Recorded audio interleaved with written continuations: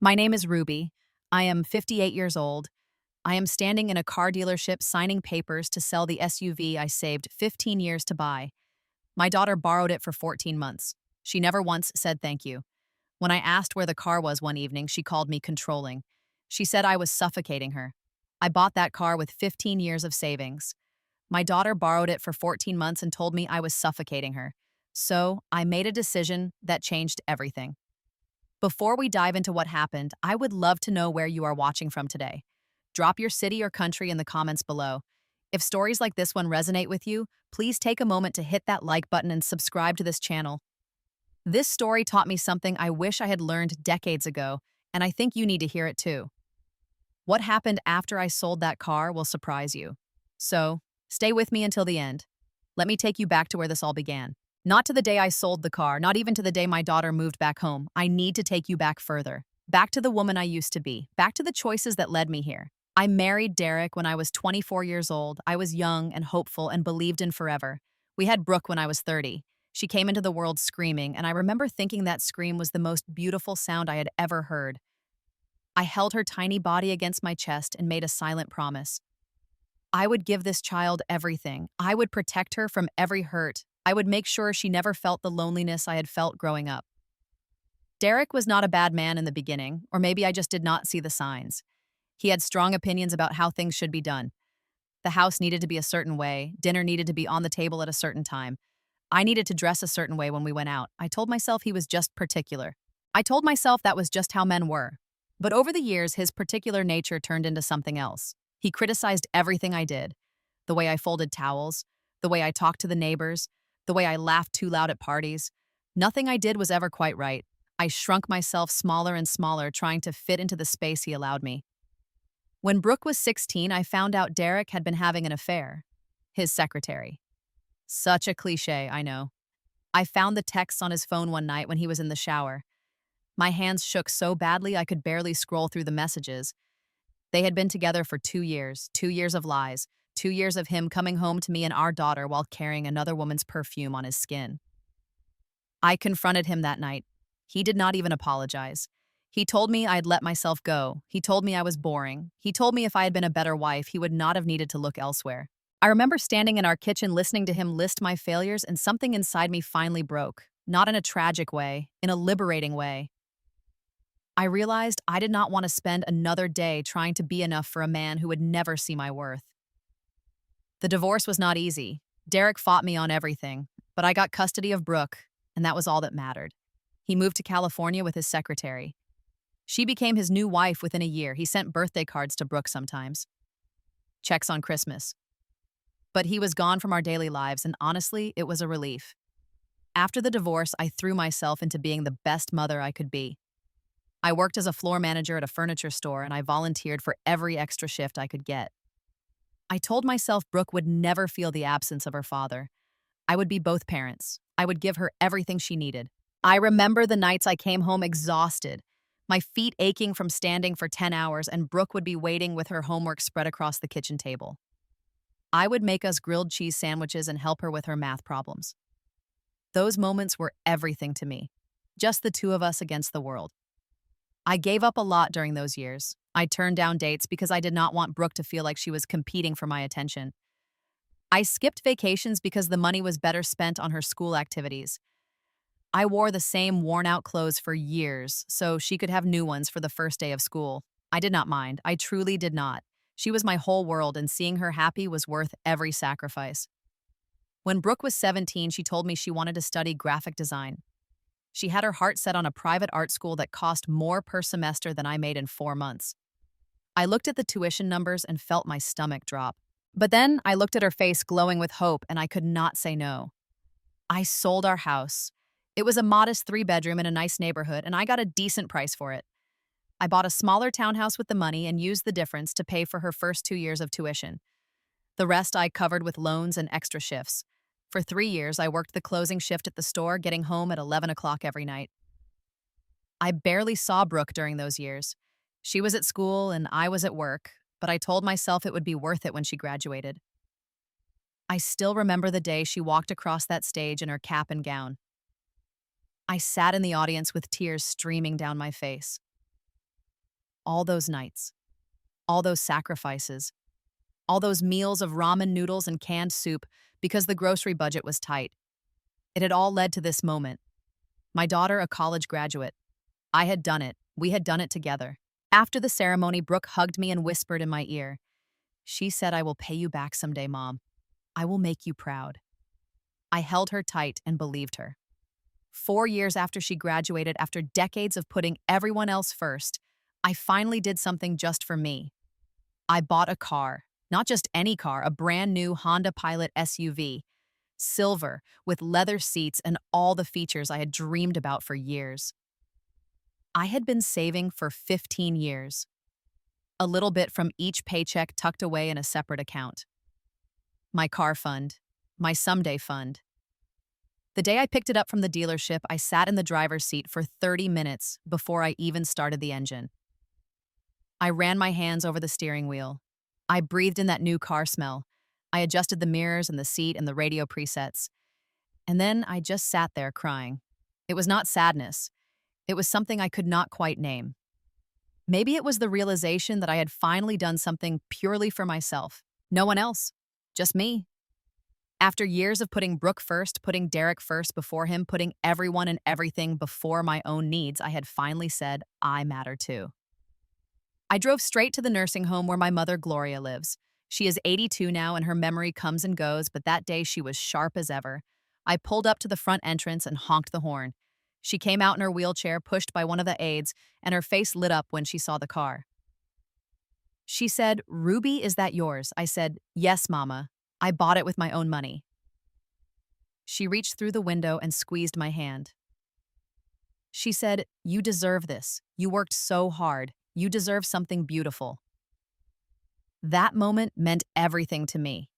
My mother had spent her whole life sacrificing, too. She understood what this car represented. It was not just transportation. It was proof that I had value, that my needs mattered, that all those years of putting myself last had finally led to something that was mine and mine alone. I had no idea how quickly I would lose it. 14 months ago, my phone rang at 9 o'clock on a Tuesday night. I was already in my pajamas watching a cooking show and thinking about going to bed. When I saw Brooke's name on the screen, I smiled. We usually texted more than called, so a phone call felt special, but when I answered, I heard tears in her voice. "Mom," she said, "I am in trouble." My heart seized. A mother's worst fears flashed through my mind. An accident, an illness, something terrible. "What happened?" I asked. "Are you okay? Are you hurt?" "No," she said. "Nothing like that. It is just, I lost my apartment. I cannot make rent this month. Or last month, actually. They are evicting me." I let out a breath I did not know I was holding. She was not hurt. She was not sick. It was just money I could help with. But as she kept talking, the situation became more complicated. Her freelance graphic design work had dried up. Clients were not paying on time or they were not paying at all. She had been struggling for months but had been too proud to tell me, and now she was facing eviction with nowhere to go. "And there is something else," she said, her voice dropping. "Tyler has been staying with me. We have been together for almost a year now. He is kind of in the same situation. His startup did not work out and he is between jobs. We were wondering if maybe we could stay with you, just for a few months, just until we get back on our feet." I hesitated. I had met Tyler once about 6 months earlier. Brooke had brought him to brunch and he had spent most of the meal on his phone, barely making eye contact with me. He talked about his business ideas with the kind of confidence that felt unearned.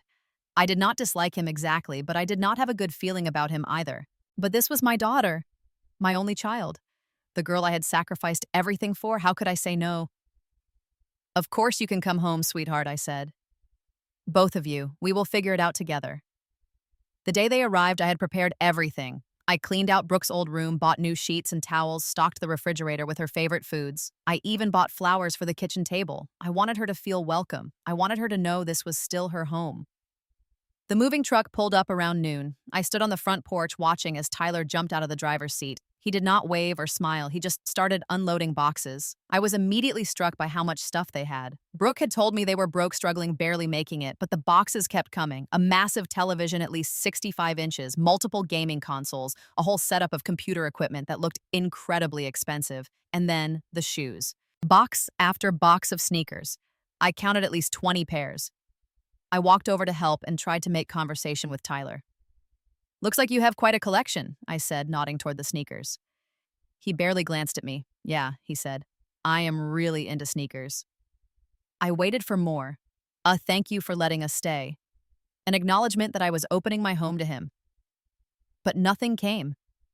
He just kept unloading boxes like I was not even there. When everything was inside, I gave them a tour of the townhouse, even though Brooke already knew it. I showed them the guest bathroom, the kitchen where I kept the extra blankets. Tyler walked through the rooms with his hands in his pockets, looking around with an expression I could not quite read. Finally, he spoke. This place is kind of small, he said, but it will do. I felt my jaw tighten. Kind of small. This was my home, the home I had worked and sacrificed to afford. And this young man who was staying here for free was critiquing the square footage. Brooke must have seen something on my face because she quickly jumped in. Tyler did not mean anything by that, Mom. We are just grateful to have somewhere to stay. Right, Tyler? Yeah, he said, not looking at me. Thanks. That was it. One grudging word of thanks. And then he disappeared into the room I had spent all morning preparing, and I heard the sound of video games starting up within minutes. That first night, I made Brooke's favorite meal, chicken parmesan with homemade sauce and garlic bread. I set the table nicely lit, a candle, tried to make it feel like a celebration. A fresh start for all of us. Brooke came to the table and smiled when she saw the food. This looks amazing, Mom, she said. Tyler, come eat. Tyler wandered in, still looking at his phone. He sat down without a word, took a bite, and kept scrolling. I tried to start a conversation. So, Tyler, I said, tell me more about your startup. Brooke mentioned it did not work out. What was the concept? He shrugged without looking up. It was a social media thing, too complicated to explain. I waited for more, but that was apparently all I was going to get. The first week passed in a blur of adjustments. I learned that Tyler slept until noon or later every day. I learned that he played video games well into the early morning hours, and the sounds of explosions and shouting filtered through the walls to my bedroom. I learned that he ate constantly, going through a week's worth of groceries in 2 days. I tried to be patient. They were going through a hard time. They needed support, not judgment. But I could not help noticing that Tyler never once looked for a job. He never mentioned interviews or applications. He just sat in my living room playing games and ordering takeout on his phone. I also noticed that Brooke seemed different. The confident, ambitious daughter I had raised seemed to have shrunk somehow. She deferred to Tyler constantly. She made excuses for his behavior. She got defensive whenever I asked gentle questions about their plans. About 2 weeks after they moved in, Brooke came to me with a request. Mom, she said, my car broke down. The mechanic says it needs a new transmission. It is going to cost more than the car is worth. I felt for her. Car trouble was stressful, and she needed transportation to meet with clients. I can help you look for a used car, I offered. Something affordable but reliable. She bit her lip. Actually, she said, I was wondering if I could borrow your car just for a few days.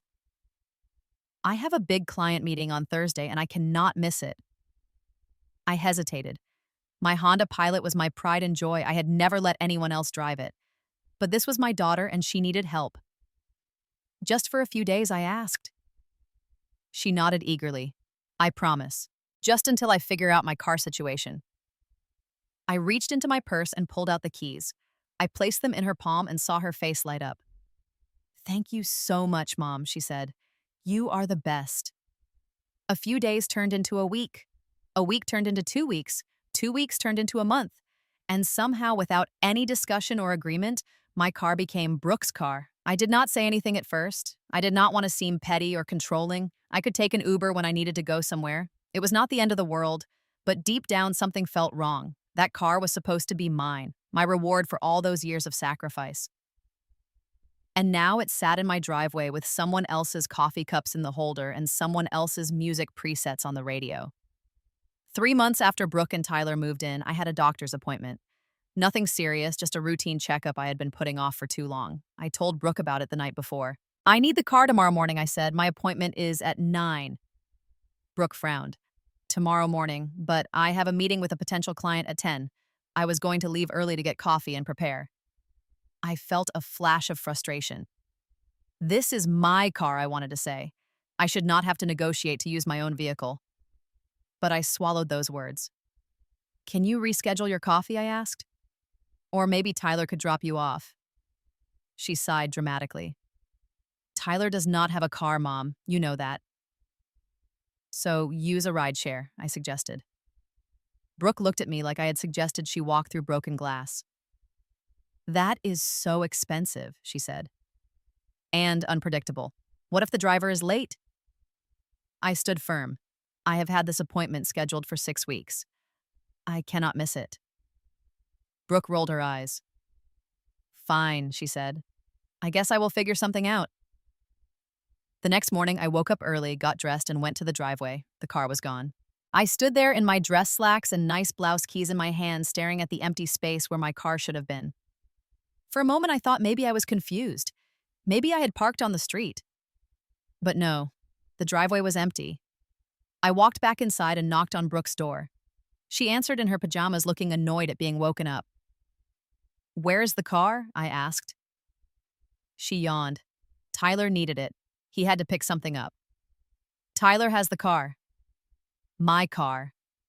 When I told you last night, I needed it. Brooke shrugged. He had already made plans. He is picking up a new gaming monitor. The deal was only available this morning. I could not believe what I was hearing. I missed my doctor's appointment because Tyler needed to pick up video game equipment purchased with what money, I wondered, since he apparently had no income. I ended up calling an Uber. The round trip cost me $45. I sat in the back of a stranger's car, stewing in frustration and hurt. This was not what I had envisioned when I agreed to let them stay. When I got home, Tyler was in the living room unboxing his new monitor. It looked expensive. Very expensive. He did not acknowledge my return, just kept setting up his equipment like nothing had happened. I wanted to confront him. I wanted to demand to know how he could afford a luxury gaming monitor when he could not afford rent. I wanted to ask how he dared take my car without permission. But Brooke was hovering nearby, and I did not want to cause a scene. That night, I did some math. Brooke and Tyler had been living with me for 3 months. In that time, they had contributed exactly $0 to rent, utilities, or groceries. Meanwhile, my electric bill had nearly doubled. Tyler ran the air conditioning constantly, even when no one was home. He left lights on in every room. The gaming equipment alone probably drew more power than the rest of the house combined. I estimated I had spent at least $5,000 on them in just 3 months. $5,000 that I would never get back. I mentioned it to Brooke the next day. Very gently, very carefully. Sweetie, I said I was thinking maybe we could talk about some kind of contribution to household expenses. Nothing major, just something to help offset the increased costs. Brooke's face fell. Mom, she said, you know we are barely making it. I am waiting on payment from 3 different clients. Tyler's business plan is almost ready. We just need a little more time. I backed off. Of course, I said. I understand. But later that week, I saw Brooke come home with a new handbag. I recognized the brand. It was not cheap. $300 at least, maybe more. And Tyler was still ordering takeout every day, sometimes twice a day. I could see the delivery bags piling up in the trash. One evening, I came home from work early. I was tired and wanted nothing more than a quiet night in front of the television. But when I opened the front door, I heard the TV blaring from the living room. Some action movie with lots of explosions. I walked in to find Tyler sprawled across my couch shoes on the cushions, empty chip bags scattered around him. He did not even look up when I entered. Hey, I said. Mind if I watch something I usually watch my cooking shows on Tuesday nights?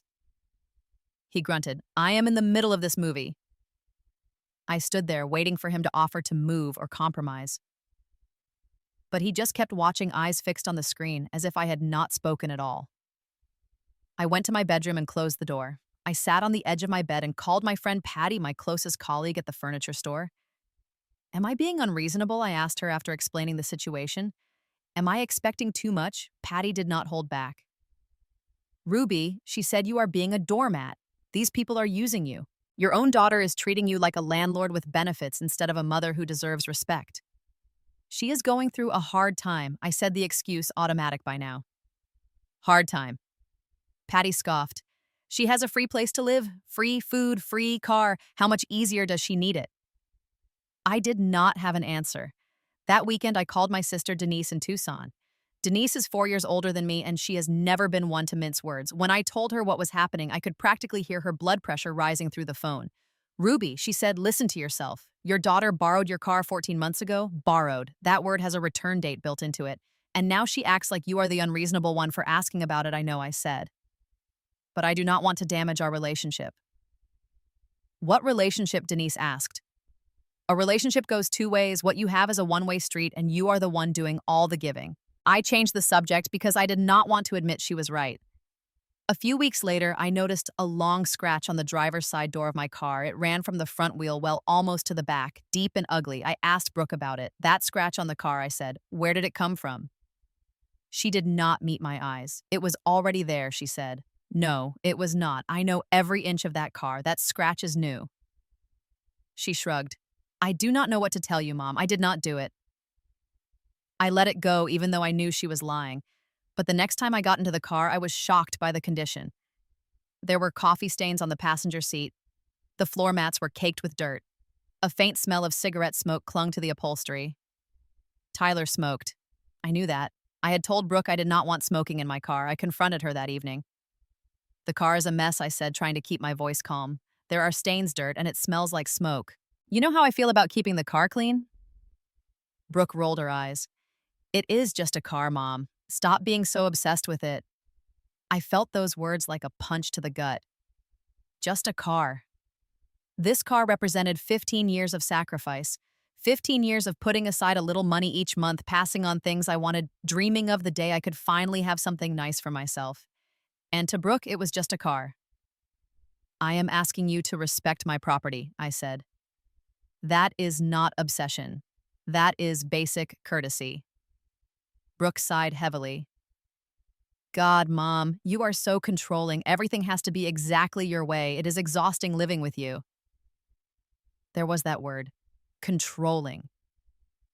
She threw it at me like a weapon, and it hit its mark. I walked away before I said something I would regret. I went to my room and sat in the dark thinking about all the years I had spent trying to be a good mother. All the sacrifices. All the love. And my daughter thought I was controlling because I wanted her to keep my car clean. Something inside me started to shift that night. A small crack in the foundation of my endless patience. The night that changed everything started like any other evening. I came home from work around 6:30, tired from a long day of dealing with difficult customers and inventory problems. All I wanted was a quiet dinner and an early bedtime. But when I pulled up to the townhouse in the Uber I had become depressingly accustomed to using, I noticed the car was gone from the driveway. Again. This had become normal. My car was almost never home when I was home. Brooke was on the couch scrolling through her phone. Where is the car? I asked. She barely looked up. Tyler took it. He is meeting some friends in Scottsdale. Scottsdale was 45 minutes away. Each direction. On my gas. With my car. Does Tyler even have a valid license? I asked, suddenly remembering something from a conversation months ago.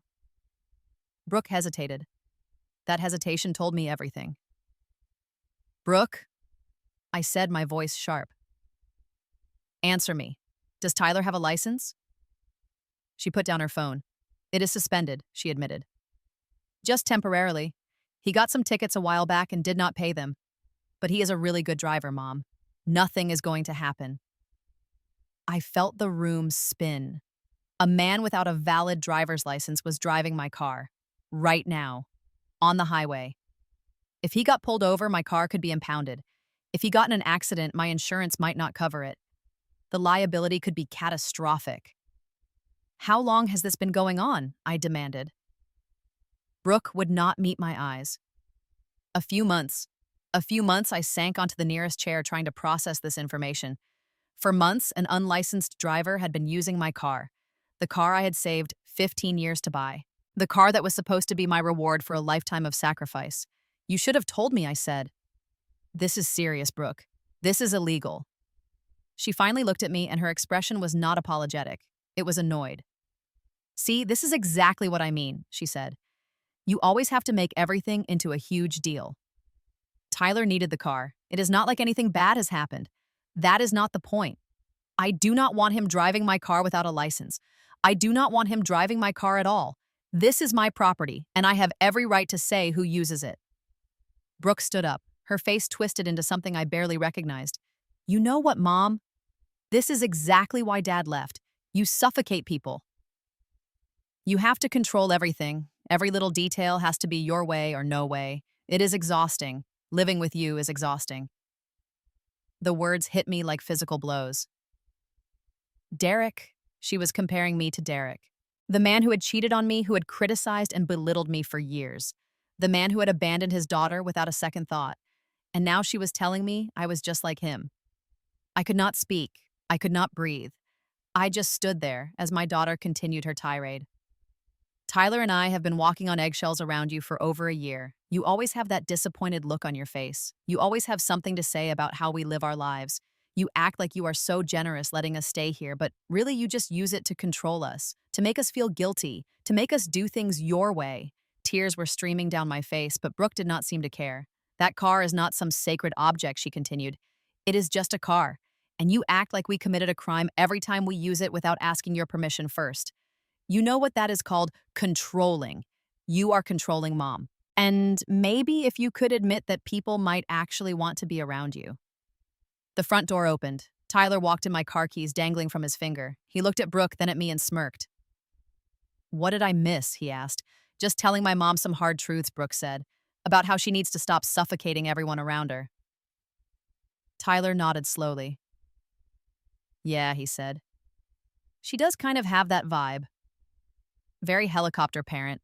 Very needing to know everything. I stared at this stranger in my home, this young man who had contributed nothing, who had eaten my food and used my electricity and driven my car for months, and now he was critiquing my personality, agreeing with my daughter that I was the problem. I turned and walked to my bedroom without another word. I closed the door behind me and slid down to the floor, and I cried. I cried for the daughter I thought I had raised. I cried for the relationship I thought we had. I cried for all the years of sacrifice that had apparently earned me nothing but contempt. I did not sleep that night. I lay in bed staring at the ceiling, replaying the conversation over and over. Every word Brooke had said, every accusation, every cruel comparison to her father. At some point in the early hours of the morning, I got up and found an old photo album. I flipped through the pages, looking at pictures of Brooke as a baby, as a toddler, as a gap-toothed first grader. The little girl who used to climb into my lap and tell me I was the best mommy in the world. Where had she gone? Around 3 in the morning, I called Patty. I knew it was an unreasonable hour, but she answered anyway. What is wrong? She asked, her voice thick with sleep. I told her everything. The conversation, the accusations, the way Brooke had compared me to Derek.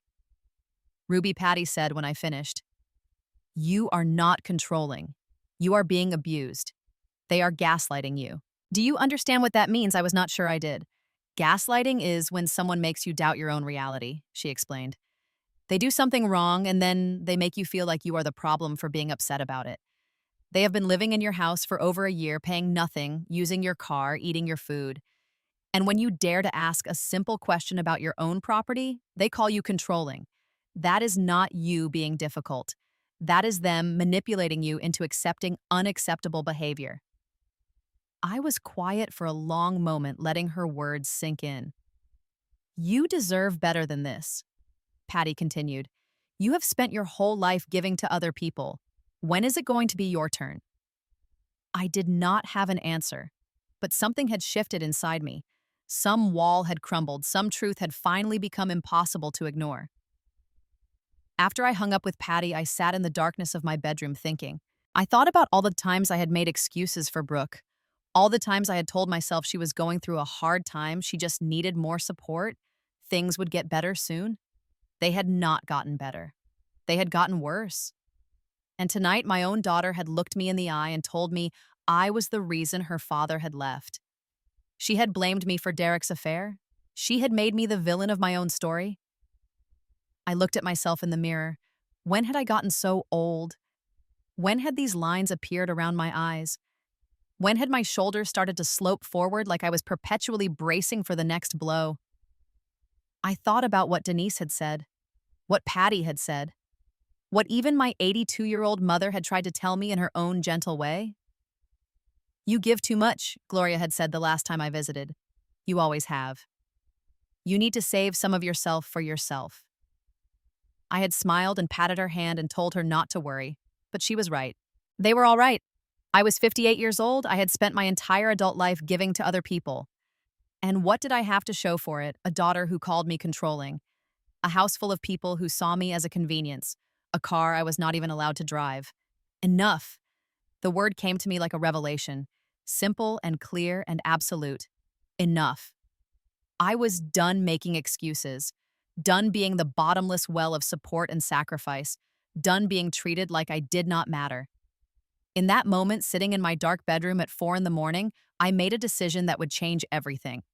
I did not sleep the rest of that night. But when dawn came, I felt something I had not felt in a long time: clarity. I got dressed quietly, choosing simple clothes, jeans and a button-up shirt. Nothing special, but I felt different putting them on, like I was preparing for battle. At exactly 5 in the morning, I crept down the hall to the kitchen. The house was silent. Brooke and Tyler would not be up for hours. They never were. I found Brooke's purse on the kitchen counter where she always left it. My fingers trembled slightly as I reached inside and pulled out my car keys. My keys. For my car.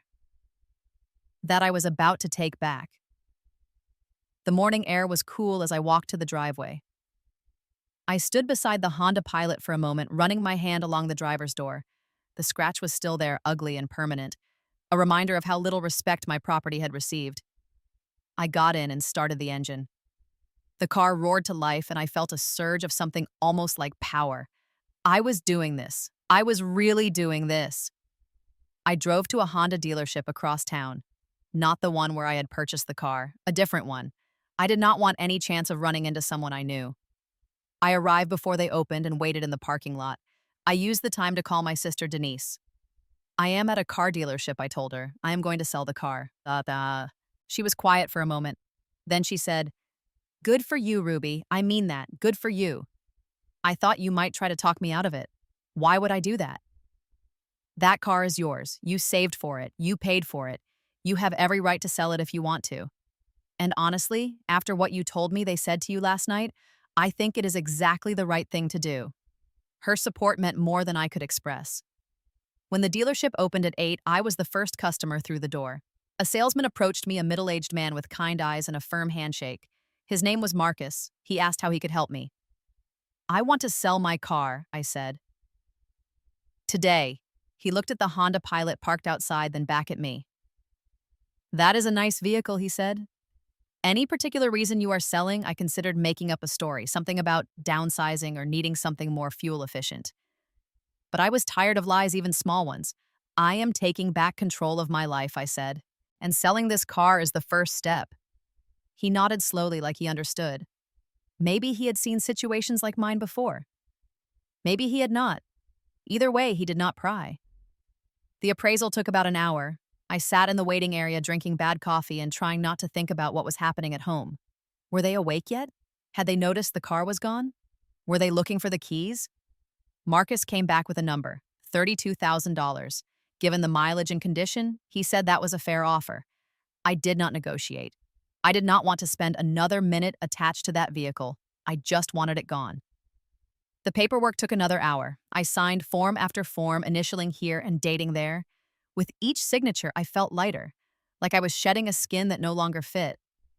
When it was done, Marcus handed me a check. I looked at the number.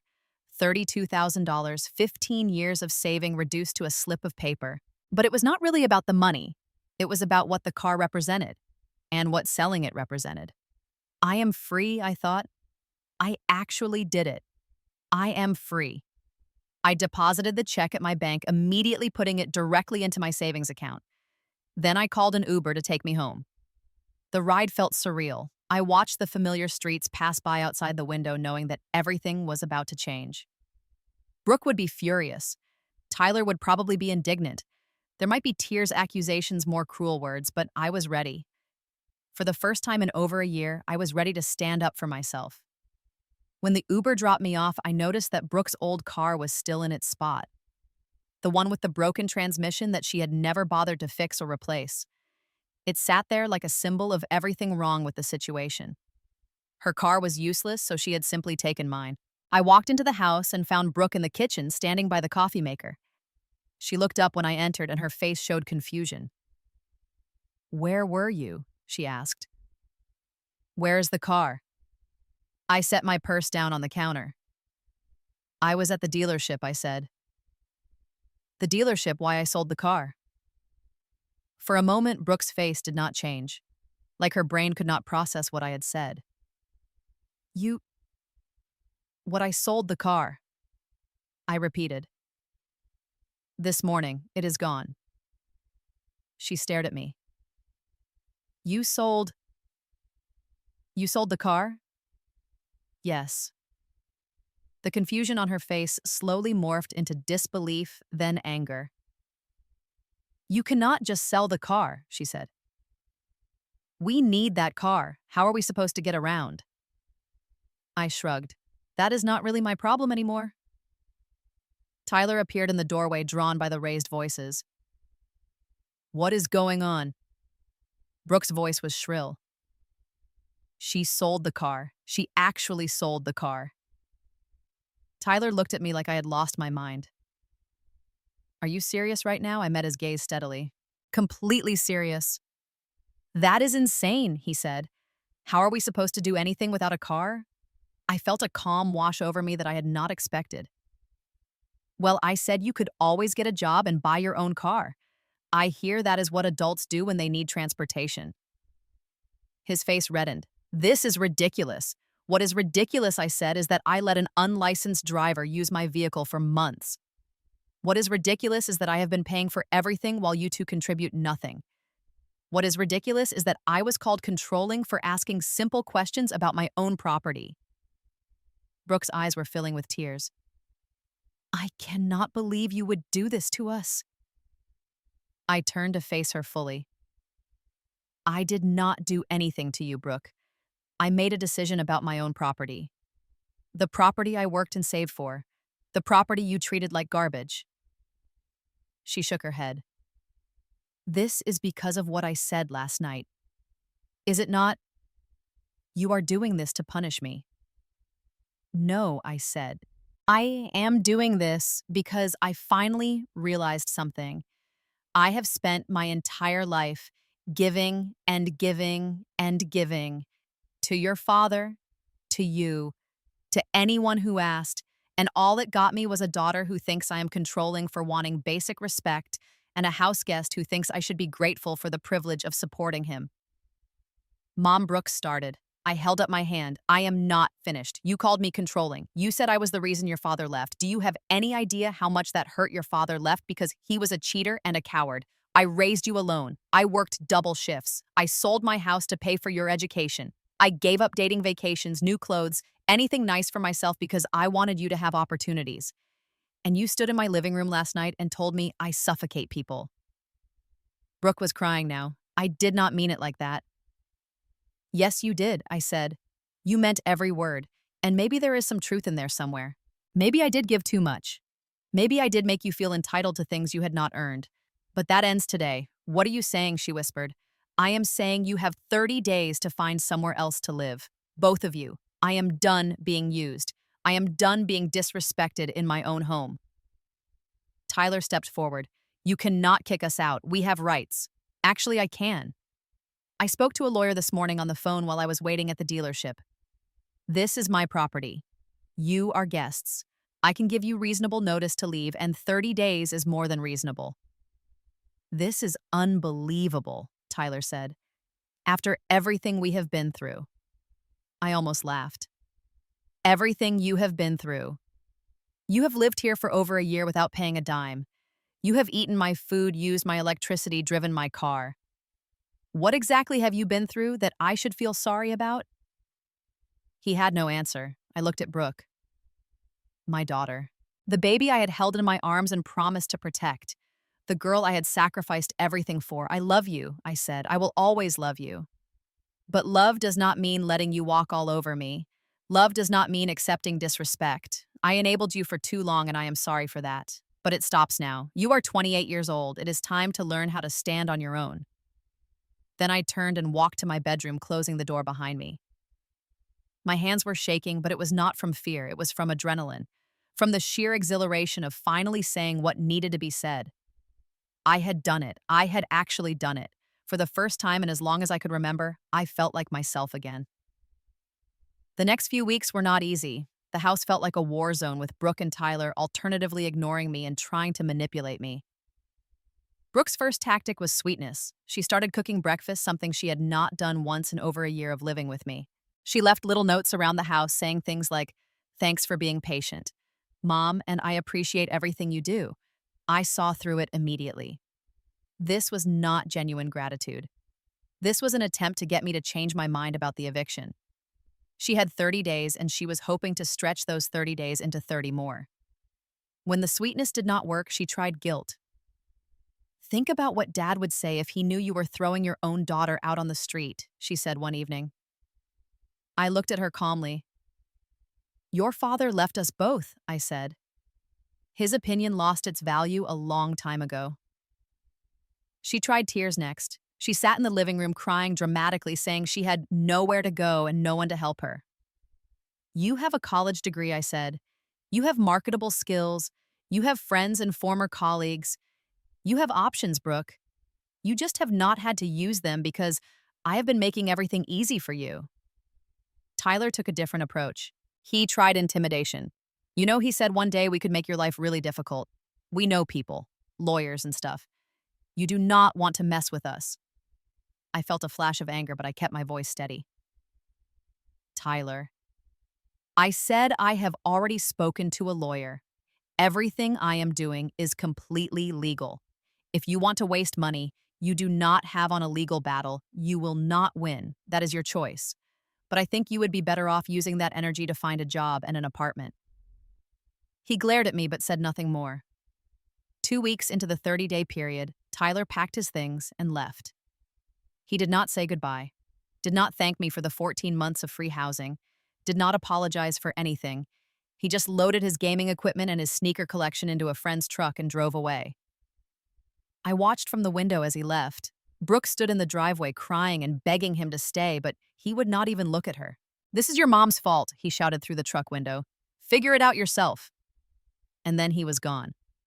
Brooke came back inside, mascara running down her cheeks. "Are you happy now?" she screamed at me. "You ruined my relationship." I shook my head. "Tyler ruined your relationship by being the kind of man who abandons his partner when things get difficult. I did not make him leave. He chose to leave when he realized he could not freeload anymore." She stormed off to her room and did not come out for 2 days. With Tyler gone, something shifted. The house felt calmer, quieter. And slowly I began to see small changes in Brooke. She started looking for jobs. Real jobs, not just freelance gigs that might or might not pay. I saw her updating her resume at the kitchen table, something I had been suggesting for months. She went on interviews, 3 in the first week after Tyler left. She came home from each one looking tired but determined. I did not offer advice. I did not try to help. I knew she needed to do this on her own. For possibly the first time in her life, she was facing the consequences of her choices, and she needed to figure out how to navigate them. 2 weeks before her move-out deadline, Brooke got a job offer, a real position at a marketing agency downtown, full-time with benefits.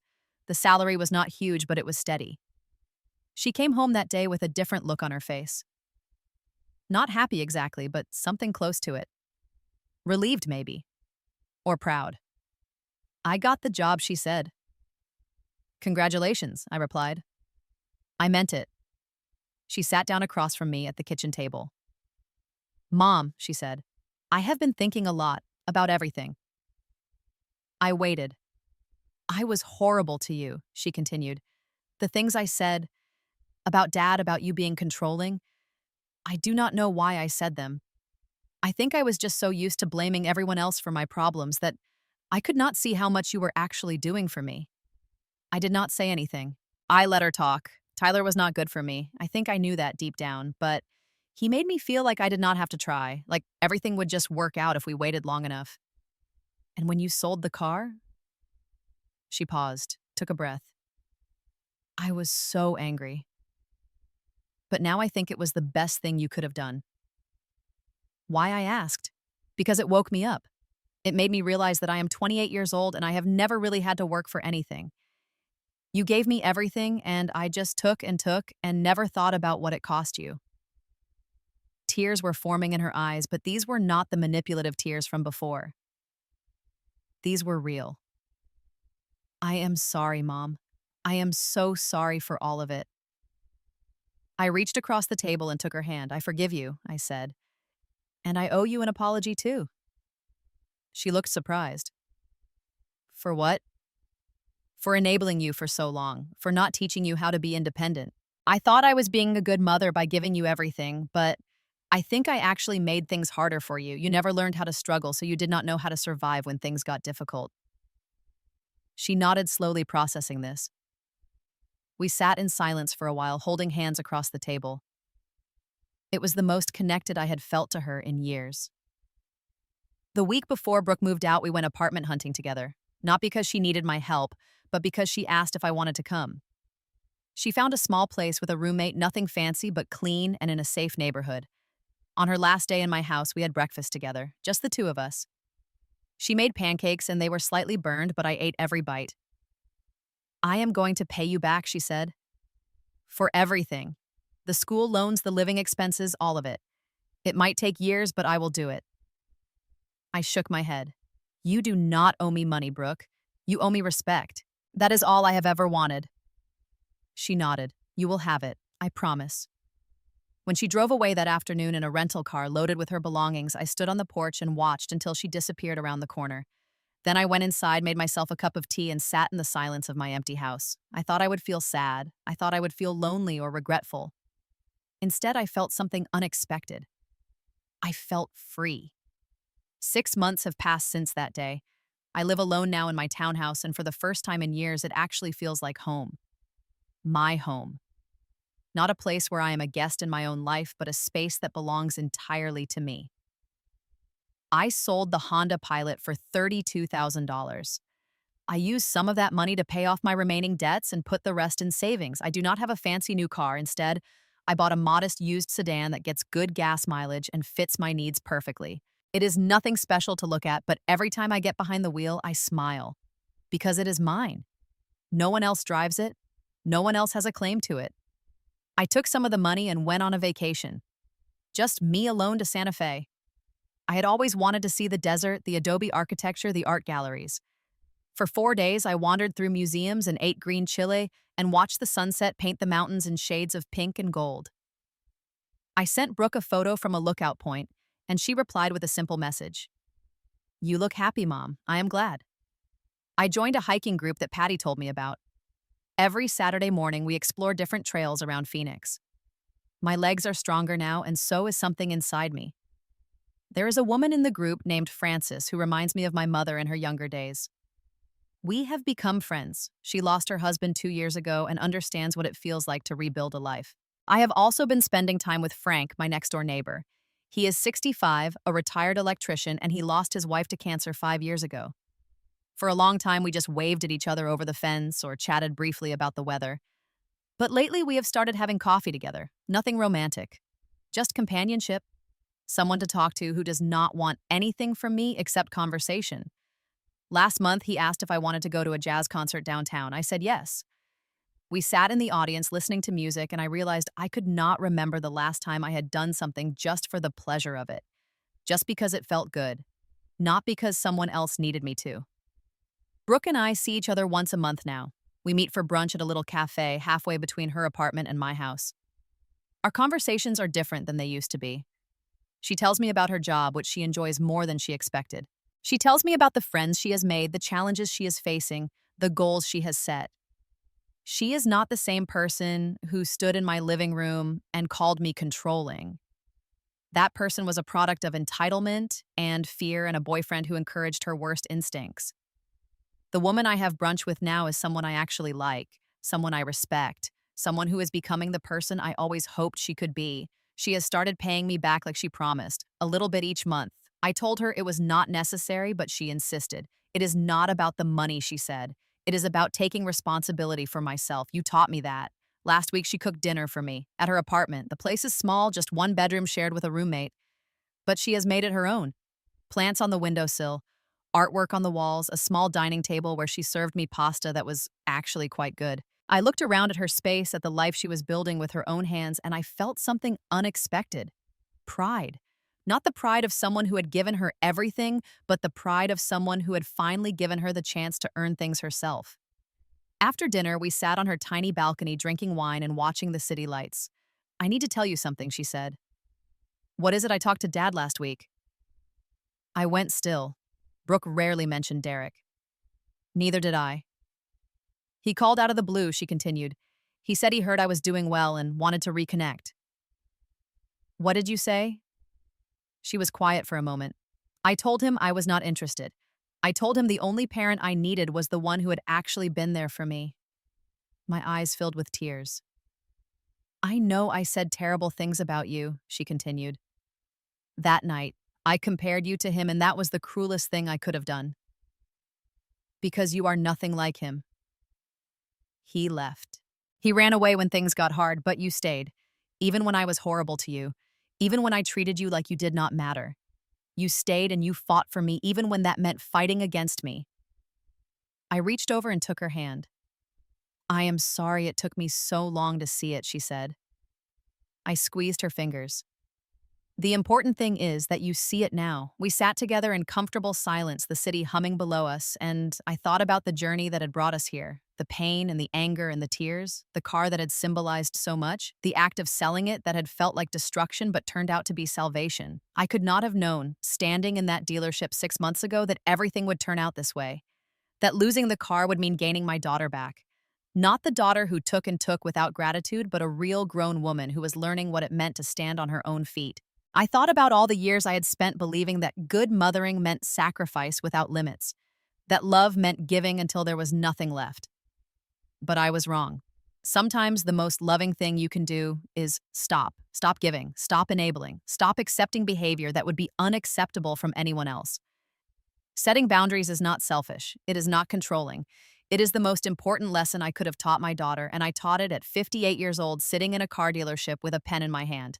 I do not regret selling that car, not for a single moment, because that car represented more than just transportation. It represented my willingness to let others take what was mine, to let my needs come last, to believe that my value lay only in what I could provide for others. When I sold it, I was not just selling a vehicle. I was selling a version of myself that no longer served me. I was saying goodbye to the woman who accepted disrespect with a smile, who made excuses for people who did not deserve them, who gave and gave until she forgot she was allowed to keep something for herself. That woman is gone now. In her place is someone I like much better, someone who knows her worth, someone who can love her daughter without losing herself in the process. Someone who understands that boundaries are not walls to keep people out, but foundations to build healthy relationships on. I think about what I would tell other mothers who are in the situation I was in. Women who are being taken advantage of by the children they raised. Women who are called controlling for having basic expectations. Women who have forgotten that their needs matter too. I would tell them this: your love is not measured by how much you give. It is measured by how much you teach. And sometimes the most important lesson you can teach is that actions have consequences. That respect is not optional. That love is a two-way street. I would tell them that it is never too late to change. I was 58 when I finally stood up for myself.